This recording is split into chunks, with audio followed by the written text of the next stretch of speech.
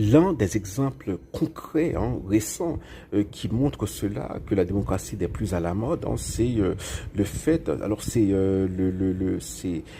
la prise du pouvoir de Ahmed al-Shara en Syrie, un ancien djihadiste, bon, ex-djihadiste, bon, premièrement, on accepte l'idée que bon, une personne peut être voilà, bon, un terroriste qui a repenti. Bon, on accepte que c'est un terroriste repenti parce que djihadiste, voilà, c'est en Occident, c'était voilà synonyme de terroriste, voilà.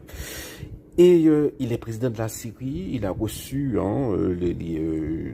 les chefs d'État occidentaux, Ursula von der Leyen, les diplomates de l'Union européenne, voilà.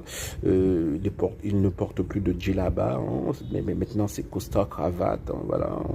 Et la Syrie, c'est un pays qui est déchiré par une guerre qui bientôt sera une guerre civile. Voilà, on l'a vu dans une localité où où il y a eu des combats entre les Druzes et les Bédouins. Et voilà. Donc mais bon, on tolère ce gars qui a pris le pouvoir de facto et de facto et qui plus est, ne donne pas de date d'élection. Donc il est là, voilà, peut-être pour toujours, voilà, jusqu'à la fin, jusqu'à ce que, peut-être jusqu'à ce qu'il perde le pouvoir, voilà. Mais voilà. Et ça ne semble étonner personne. La communauté internationale accepte le moindre mal. J'imagine que c'est la logique. On est plus, il me semble aujourd'hui, dans une logique de moindre mal. La démocratie n'est plus à la mode. On regarde le Sahel. Voilà, le Sahel, ce sont des juntes militaires qui sont au pouvoir. Les coups d'État sont redevenus à la mode.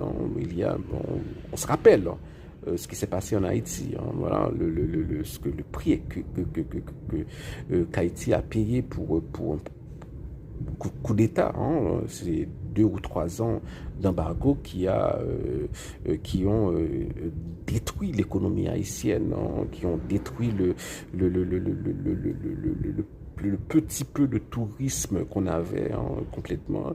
Voilà. Mais aujourd'hui, bon, des coups d'État, c'est bon, ça a l'air